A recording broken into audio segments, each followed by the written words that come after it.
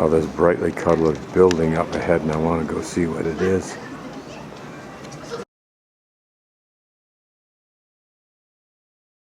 This is more of a main street on the west side, maybe that dividing street between the two warring parties. This is a dramatic building, color-wise. Don't know what its function is. I wonder how many of the buildings I've seen that are very old actually were embellished with these kind of dramatic colors. Apparently the lower sign speaks for itself. Love the colors. And notice that detail of yellow, particularly embedded in the white, which you forget is there looking at the orange and whatever you call a lighter color. And here across the street, a lovely park, somewhat austere, but given the circumstances of this town. And here, almost like a monument, this destroyed building. This bullet-ridden building, there's still people living in it on that third floor. What would have been the reason for riddling this thing with so many bullets? Now I'm much farther upriver. My hospital over there somewhere.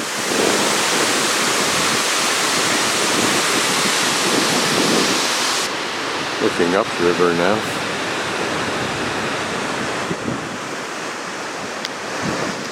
And if you can get out on that rock, interesting fishing. There you can see people have access to the river itself.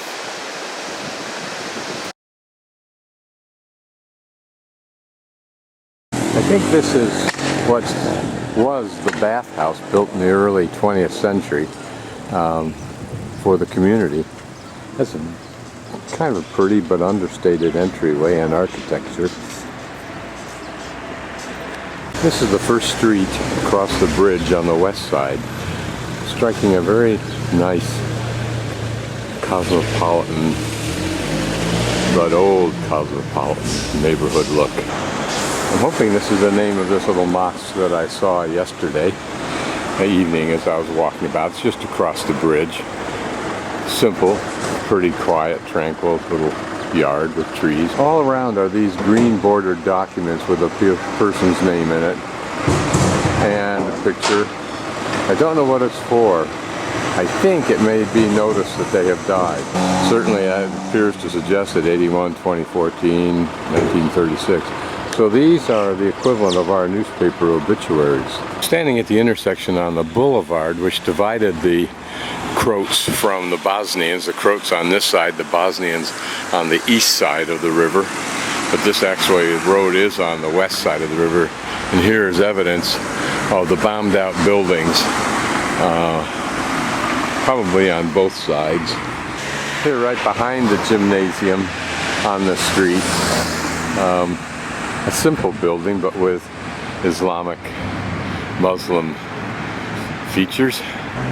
This is actually the Mostar City Hall, and it looks like those are some remnants of the violence that occurred here. Now, just to give us a feel of what we're doing today, I've walked from the lower right-hand corner across the river and up to the boulevard.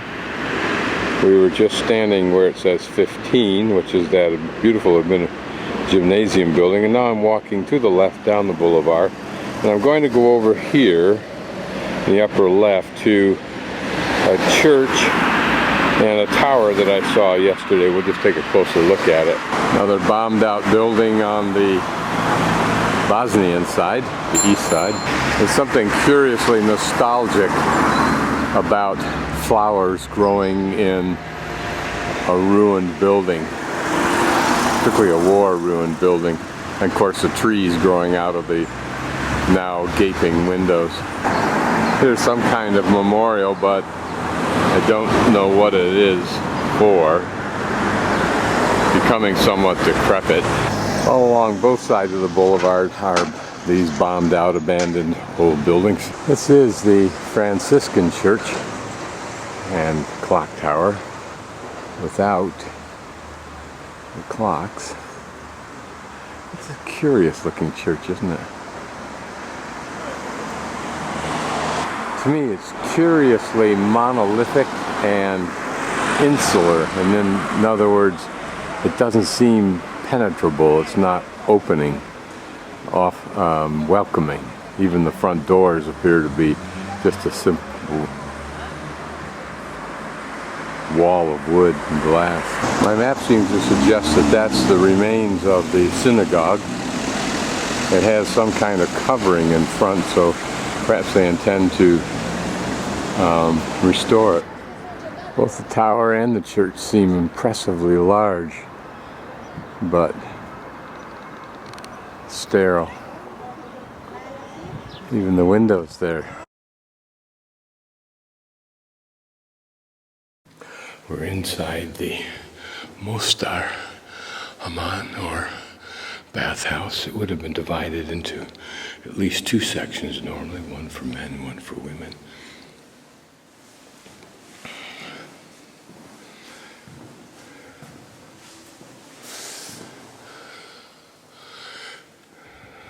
This is a modern visual study of the old town in preparation for its rehabilitation after the war. This is what I was looking for, a place where the pipes would bring in hot and steamy water for the baths.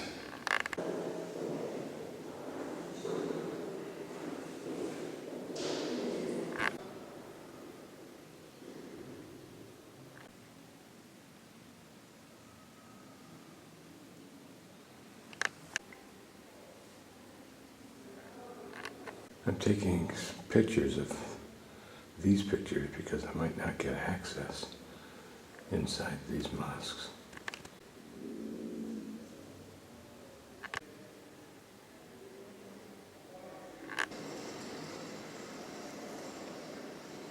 I'll just slowly pan these photos just to give a brief look at some of the effort of restoring the bridge so intentionally destroyed. At least the man and or his commander, his name should be vilified in history somehow, but it's not even mentioned.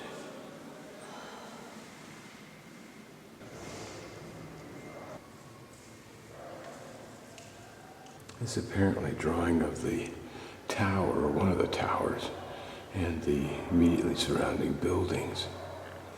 Oh yes, this is that tower there. And this is a drawing of the Tara Tower. That first one was used for the storage of gunpowder. Both of those towers were used to control passage on the bridge during its early history. These are some of the engineering analysis drawings preparatory to its restoration.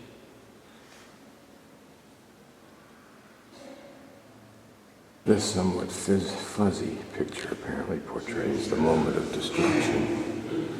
Here, of course, the view after the destruction. And the commentary below is interesting because it relates or tries to compare the emotions we have for the destruction of an internationally famous cultural monument and the death of warriors in the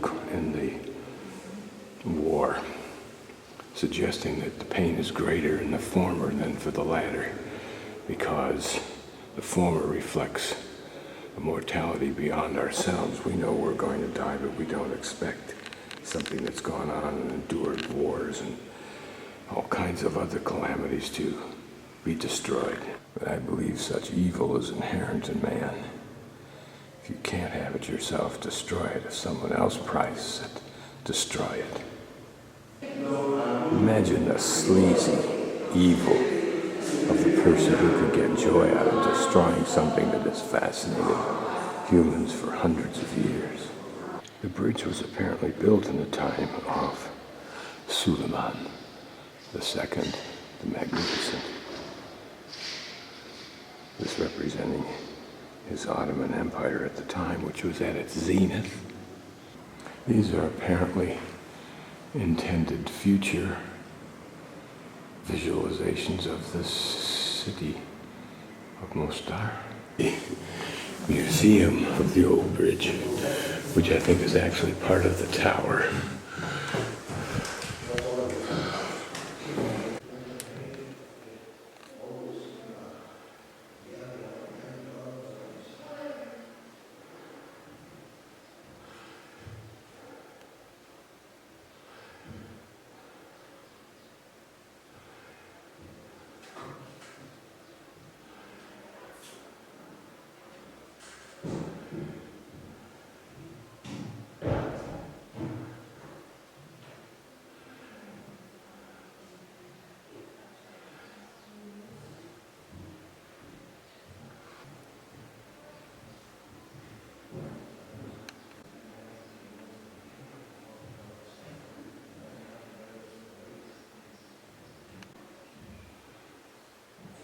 These are old nails used in the original construction, apparently, of the wooden bridge.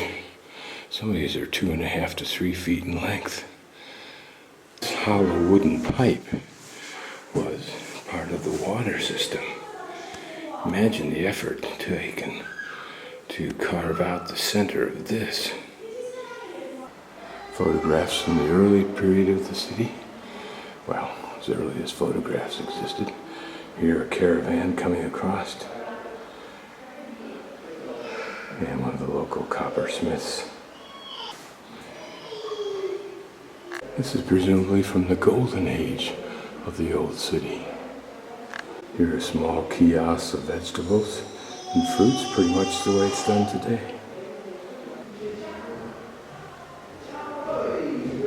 It's apparently a street of crafts. Apparently there were 24 different crafts functioning in the city.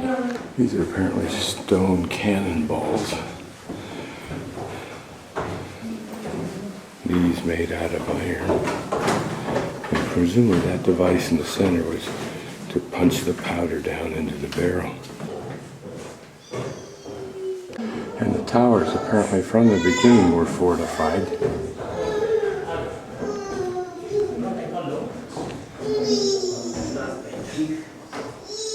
These are probably just some different examples of the designs used. Now we're apparently at the top of the tower. Presumably, I don't know whether you crawled out or whether this was an earlier construct. But here is a doorway that we'll use.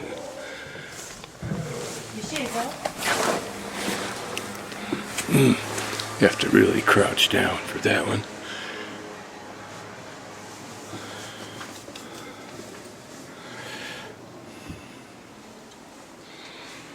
Here's a typical firing port from Archimedes. So I think what we have up here is a wooden enclosure designed to protect the top of this older tower reconstruction.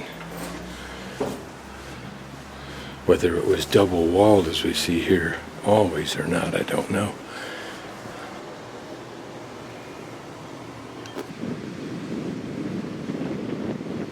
It's interesting to be here almost at the level of the top of the minaret, but certainly above the level that in the old days the Hammam would shout as call to prayer 5 times a day. Oh, I've gone down below to a second part of the museum. This is under grade and represents the archaeological foundations, if you will, of this structure and others that have come before it. Interesting to imagine what life was like for the people who put some of the most original of these archaeological artifacts in place. Although much of this may be reconstructed, I don't really know. These, that's curious. It looks like they would have been logs that were stacked one upon each other for support of some sort. Curious. And here a large cavity with this rounded portion of a tower, maybe an original tower. And this built to the side. Notice the little stalactites or mites formed from water dripping down through that plaster over time. It's an original 16th century stone. It looks like limestone. It has the look of a firing port for cannon.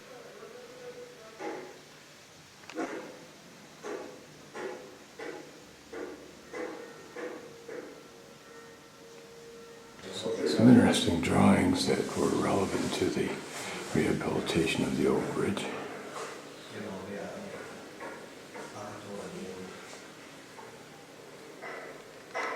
This one I find interesting, where you can see the topography of the riverbed.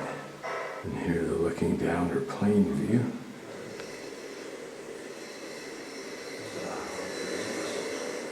It looks like the construction included cables.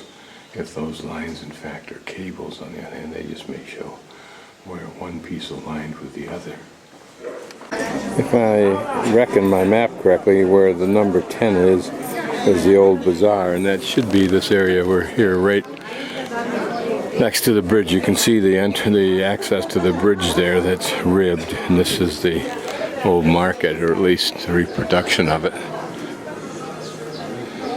Try to imagine it a couple hundred years ago when traders with their animals came here. And just a 50 or 100 meters from the bridge is this number 8 Koski Muhammad Ashina Jazamija. It's a mosque. I'm thinking that may be it, so we'll go take a closer look. This is a more interesting mosque in a way than most, only because most are so incredibly simple. A fairly large mosque, although not huge. This is probably a madrasa, even though it's now tourist stalls. And here what may pass for early original costumes. Here again, this has probably been recently reconstructed, but once upon a time the domes were probably nicely painted. Not the case anymore. The tourism is so intense here when the cruise ships from Dubrovnik and Split bring their busloads of people up here. And the prices are exorbitant, to say the least. A gentleman has let me inside the mosque, and here you see a very, very old pulpit. Notice how old the painting looks on it. And this is Turkish. And here we see the ceiling. Again, notice the simplicity of this very pretty dome area. And there the niche for Mecca to face. And notice the very simple graphics. And some inscription, very simple. I wonder how valuable his war experience would be, sacrificing everything after his 23rd year of life for that conflict. On either side, it seems so absurd in retrospect, as do most wars. It seems so absurd 10, 20 years later. And this 45-year-old man should have known better. Fortunately, the passions of religion cloud intellect.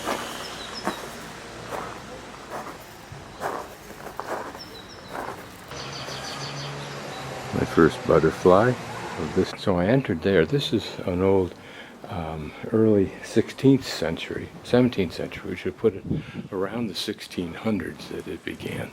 It now functions as a hostel or hotel, as well as a museum, and as well as residence for the 9th generation of the family that has owned it, if you can believe that.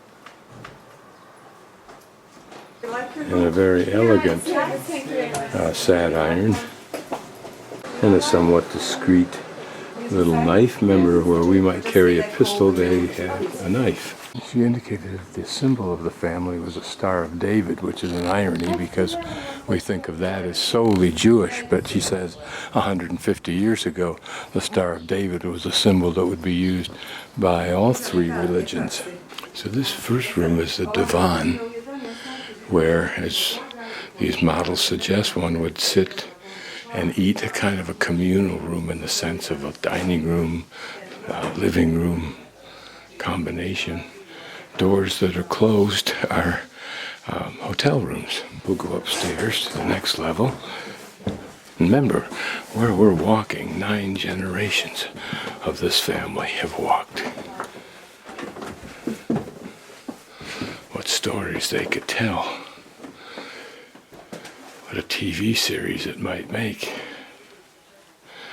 I have been in old homes that were like this.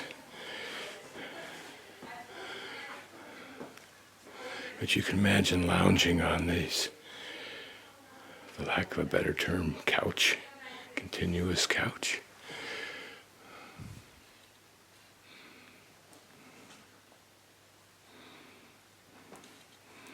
Perhaps that held some kind of special utensil inside and religious significance in the upper portion.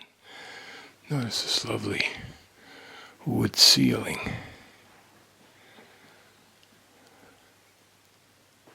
Of course, this beautifully carved table set.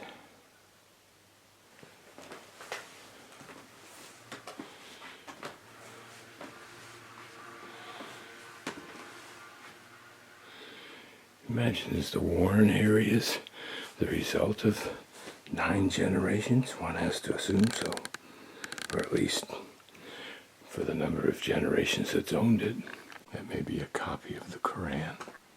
In this niche may be held a candle. Now a silver plate perhaps. This separate room was the sleeping room and quarters of the mother and her children, or child in this instance. Very comfortable.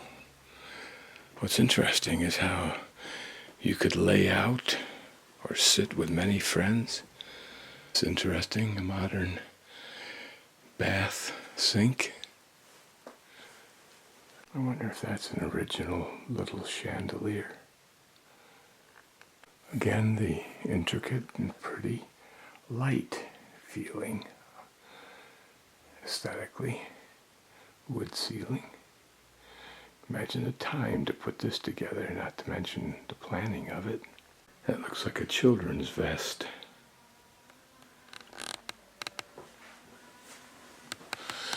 And I think we can go upstairs to the totally women's section. This is only where women were. Of course, I say that as though it were a benefit.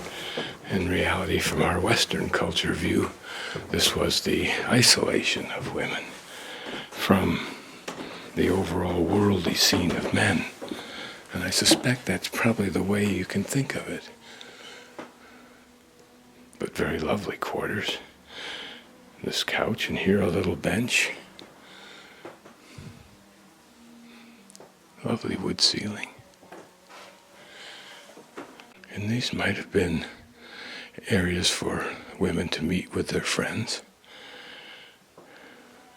You always wonder what little spaces like that area over there was used for. What kind of conversations, what startling news arrived in this room. Here we enter the main room of the women.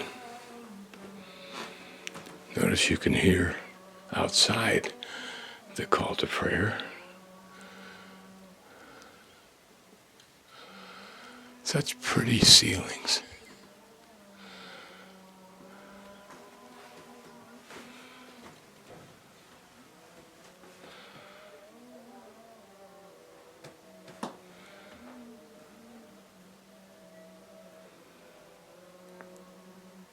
At least they were blessed with pretty views from up here. Pretty costumes. A triple layering here, if you will. A light, probably a muslin or whatever material. Then a little vest, and there a pretty little scarf. And an analog for the men. I don't know what this would be for, but some kind of purification, because this is a basin that drains there. Some kind of elaborate decorations.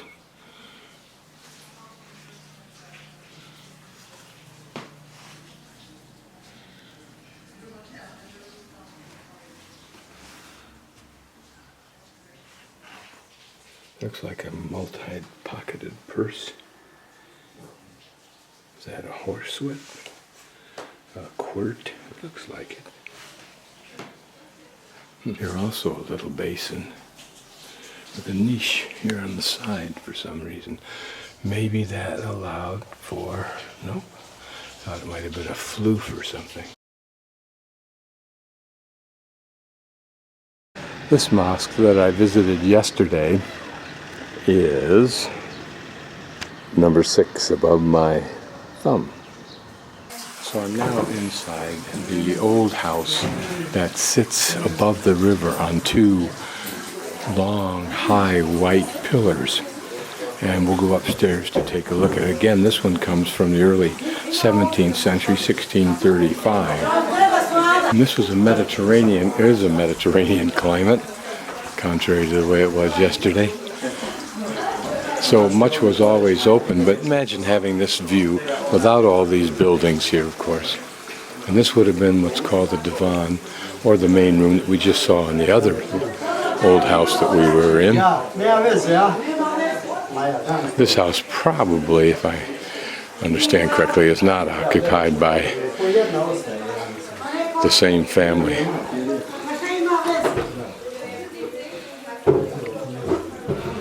This might be the separate room of the mother. Not so nice as the one we saw in the other house. But notice those hanging cupboards, it looks like, seem unique. Hadn't seen those before. And this perhaps a lady living, if not in this house, in a similar house, probably this house. And there, of course, is the external view. They're a pretty divider table, if you will. And my guess is that this kind of table set is designed to provide a small table for many different people. Notice the detail on this chest of apparently 3 residences. This beam carved with niches in it, substantial niches, like this one right here. You wonder if that was to have some other support or structural thing going through it. But notice the detailed carving of it. And this lamp is interesting for that upside down carved tray, if you will. And the lamp made of wood. Perhaps out of candles, I would think so. And this a loom. I've seen so many of these. It'd be fun to get the videos together somehow and compare them. The last most dramatic one in Morocco.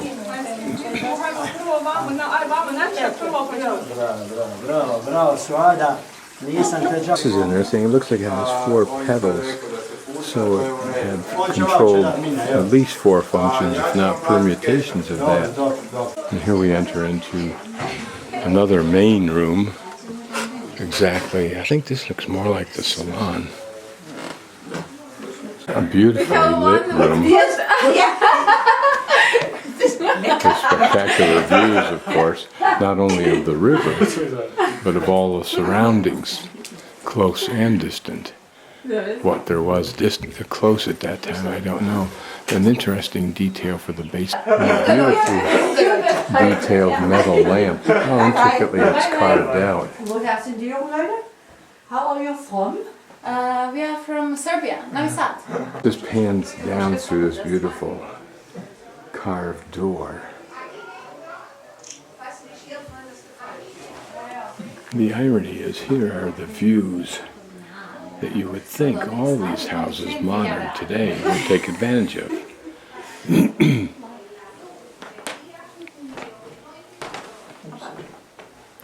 But they don't seem to be inclined to do that. Notice new houses going up there.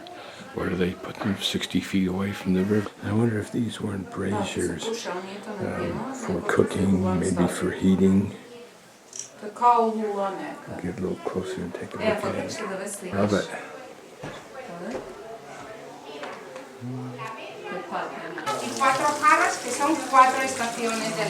Some Spanish or South American people.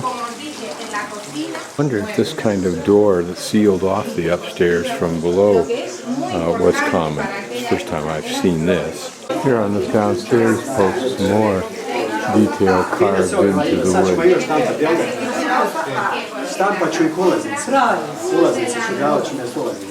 Lovely little fountain. Is that a live turtle?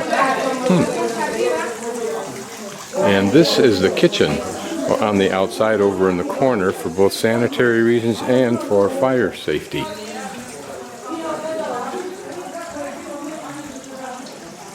Assume that here the hearth was, but I don't know where this heat source was. That's that we're over there underneath that cavity in the ceiling, which would perhaps make sense. So you can see one over there. The female. And this is a male. He's smaller than the female.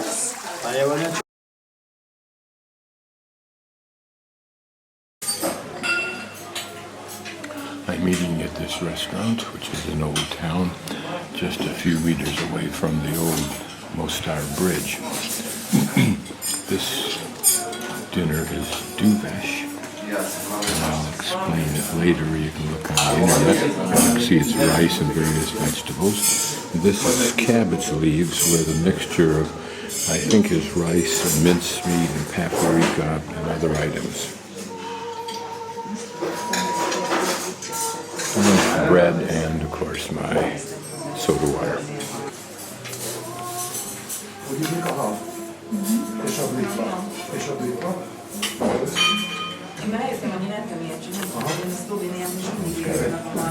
We're in a spot that I'm not sure what it is yet, but we just had our breakfast as part of our little 5-point tour.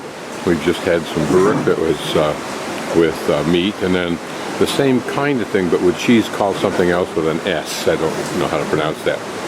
And then a very, very thick, can't see it here, but a very, very thick homemade yogurt. One of the reasons we're here is that the river is some of the purest water that one can find, apparently. It's absolutely pure enough, as Chris is from Sweden drinking it right straight out of the river. And that's Cameron from New Zealand. This is a traditional oven where burek is made. Do you lift that lid up and then put things down on it? Is that what you do? Oh, I see. Oh, and the coals are on top. And the pies in there. Oh, I see. We have coals under and coals over it. Huh, interesting. Down there in that pool, there's a restaurant to the right, and the poor fish that swim in there can be caught by the restaurant patrons, and the restaurant will then cook that fish for them for dinner. Probably an interesting fall, obliterated from this perspective by the restaurant.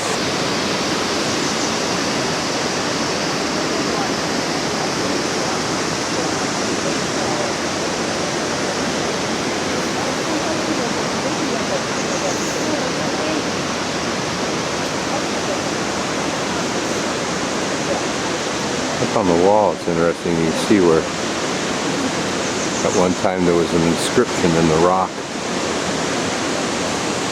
Must be really nice to hike here. This almost looks like Japan. That little cave alcove up there. And notice the holes up there with the birds in them. No surprise.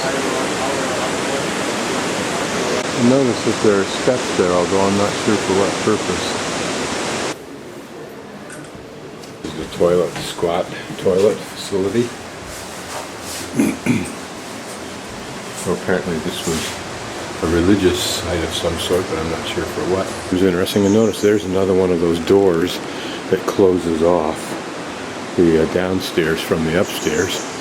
Here was a pretty little balcony and some room in there.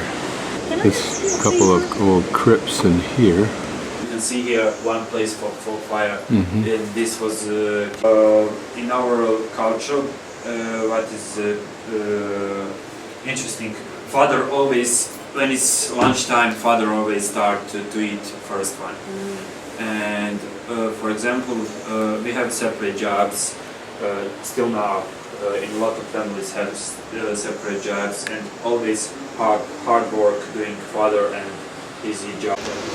So So this is not only a monastery, but it also has the design pretty much of a Muslim home.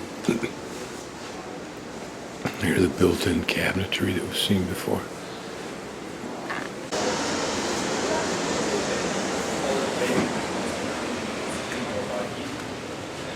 Here a combination of wood and paint create the design. Notice that's very elaborate.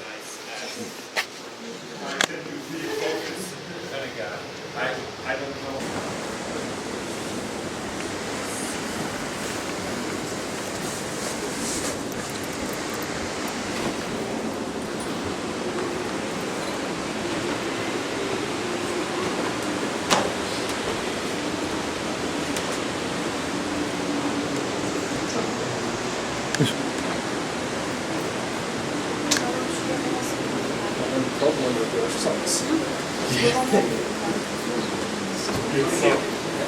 I have to make one photo. It's interesting. Notice there are 3 vertical niches, if you will, including the doorway, with rounded domes. And here built-in cabinetry is pretty.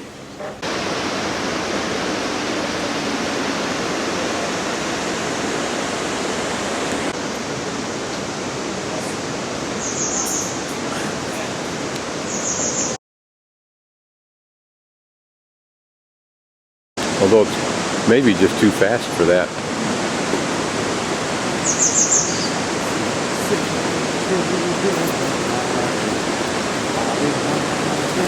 So this is the source of water of Buna. And now Buna joins the Neretva 14 kilometers south from here. And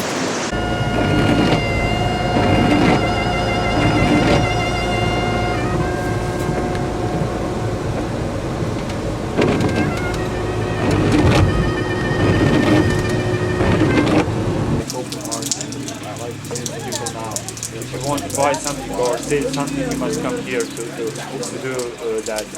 People from Mostar, from Dubrovnik, from Kosovo. Of course, it's a good position because from the south is split.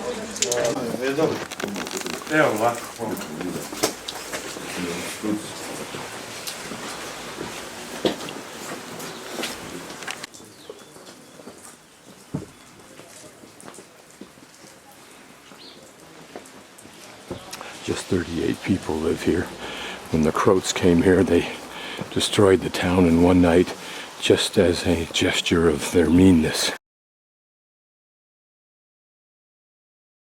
And now I'm looking again at a real hammam, an older one. Notice the different sized domes, and there's only a few chimneys.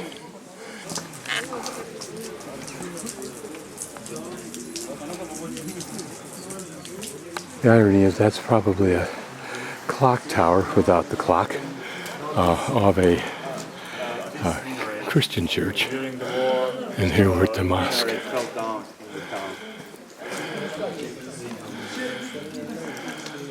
Essence says these domes were never plastered and painted, but we can see there some kind of detail. I can only guess from up here, but probably at least 1 or 2 of those domes was dedicated just to the women. To the war, the government came in, not the Croatian government, and restored all of these homes and the mosque. And apparently the minaret of this mosque, which I think he was indicating fell into the town to our right. And notice this pretty cypress tree, I think that is what it's called.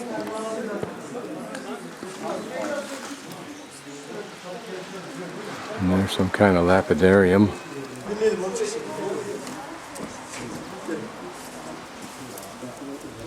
What these are the remains of, I don't know.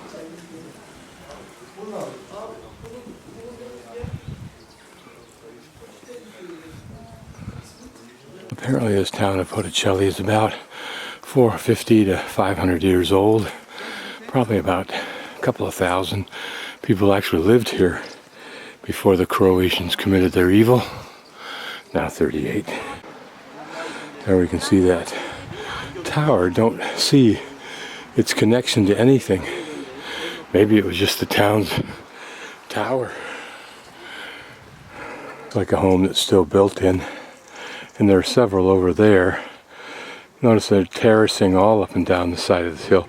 How different it would have looked when it was fully occupied. Here a local water fountain or water source. And here a personal garden.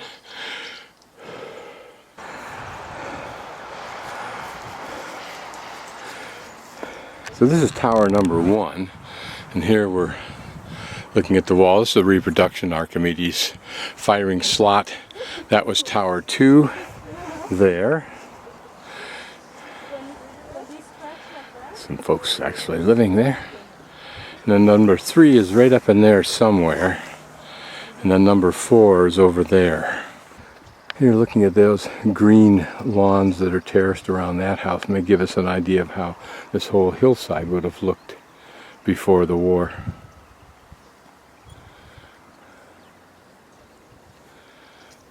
Floor and your arms must have been behind you, and like they take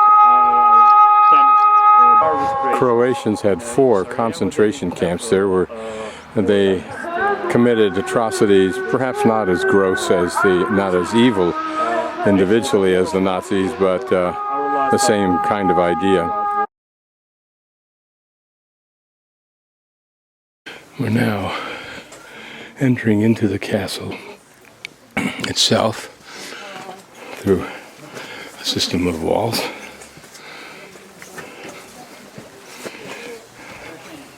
These are really better called defensive towers of the castle. It almost looks like that center point is a niche facing Mecca. This mosque looks particularly pretty from above. We have one gypsy guy. Here we are on top of the tower. How old these beams will be, I have no idea. But there are various firing niches as well as the windows. And then this niche for praying to Mecca, towards Mecca. Apparently that village has many Croats living in it. In the opposite direction, that village has Bosnians living in it. Kind of a ticklish view going down these dark, narrow steps. Presumably, and not presumably, but in fact, there were floors at each of these levels. I'm at a doorway now. You can see the holes, and there are beams sticking out. This would have been a very bristling tower. And notice every floor had its niche for praying. Presumably, the men lived right on these floors during battle. This is no slouch of a stairway to go down even now. Or €1 or 2 marks. You mix with See this structure, the same thing as it is at Iguazu Falls, just not as huge and as grand as Iguazu Falls. This gives us a pretty good perspective. It flows in from our right at this point through these trees, which somehow managed to survive, and then drops off the lip in front of us, just as it's doing on the other side.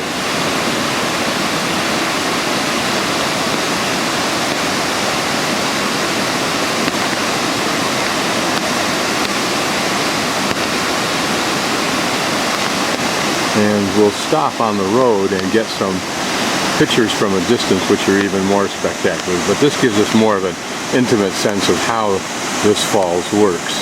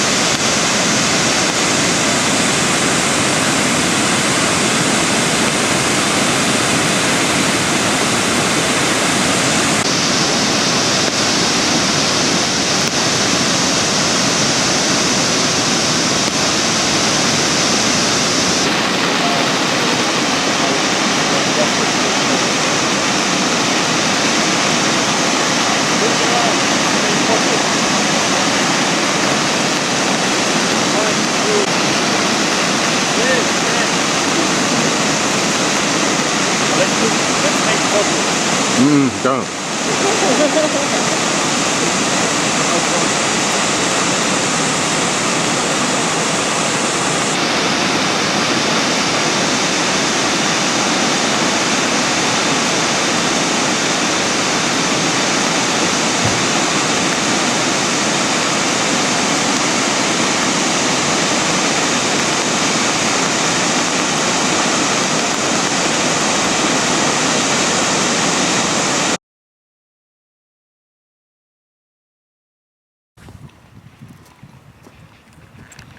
This is Mostar. Somewhere down there is the bridge.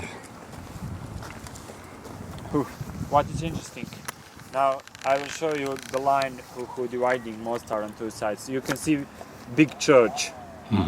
Big church. You can see go. Okay, I'm inside a Bosnian bunker, and looking across that road is where the Serbian line was. And there where that car was right above it a moment ago, you see what looks like a small little building, and it was a bunker, and there are several more on up the hill there. But this bleak landscape above Mostar. There's the bunker here, and there's a larger complex in there. This was a Serbian shell that hit here. Now we're down in a large bunker complex here.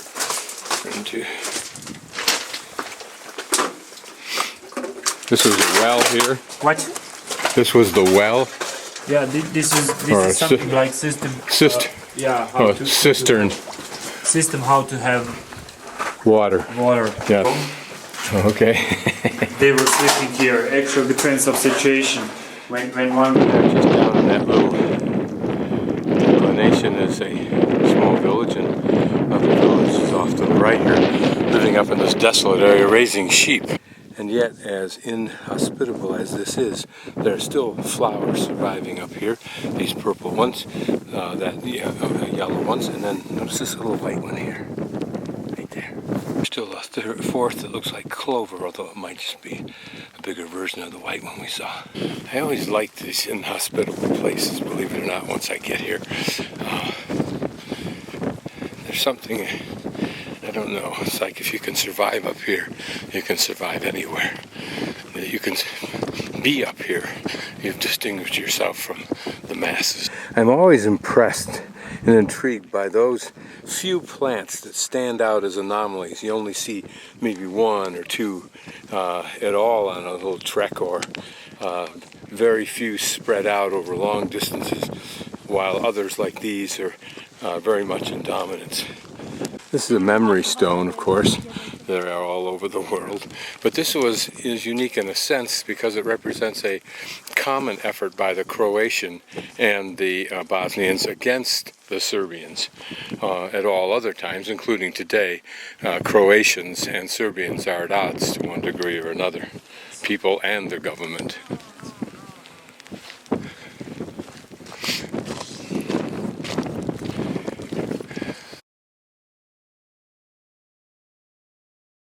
Slow pan view of this old train. This is actually the first class section, and you can tell when you sit in these chairs that it is. The part I came in on was not first class, but these are wide, nice chairs, relatively speaking. It's got worn a bit, but the whole train is, which is what makes it kind of funky and interesting. So it's about 7:15 on a Monday morning, and I'm now taking the train back from Mostar to Sarajevo.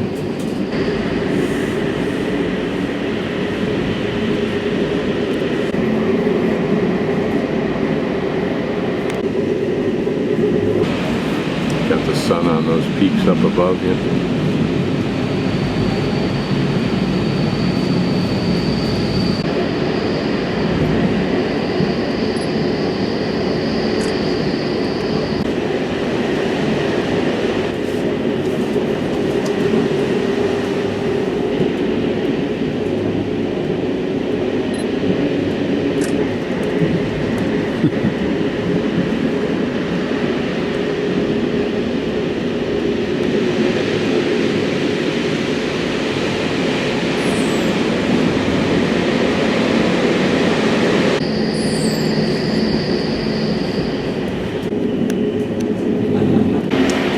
side of the railroad car seems to be an analogy for Bosnia. The lights, some on, some not working here. A bare bulb down there, a fixture with what looks like a shield over it. And these may be modern fixtures here, I don't know, but it kind of epitomizes Bosnia, half working, half not. Some optimism, yet one foot steeped in a kind of a grungy past that there's neither the money nor the backward-looking motivation to fix. And yet it does get the job done. This is first class, but almost barely distinguishable from the second class car behind us.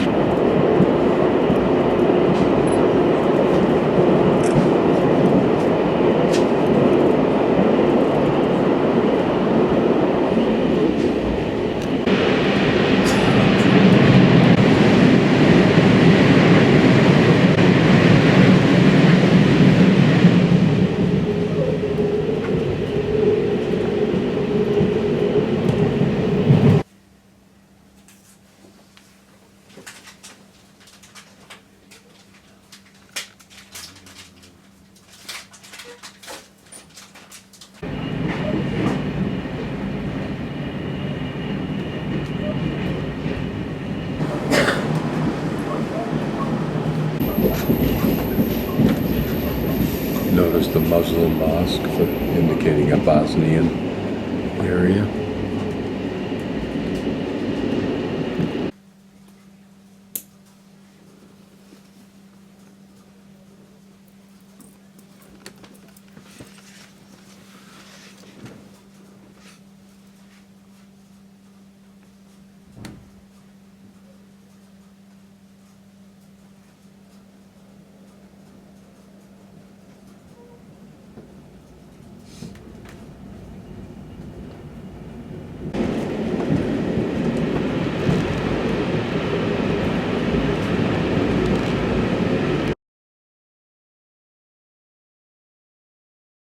So here, X kilometers before the place where we started the train at the other day, this train stops and lets us off.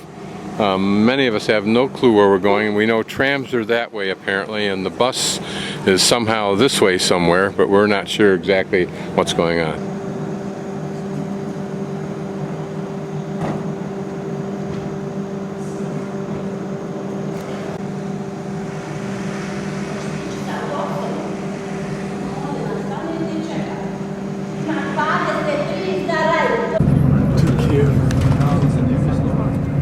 Massive cemetery.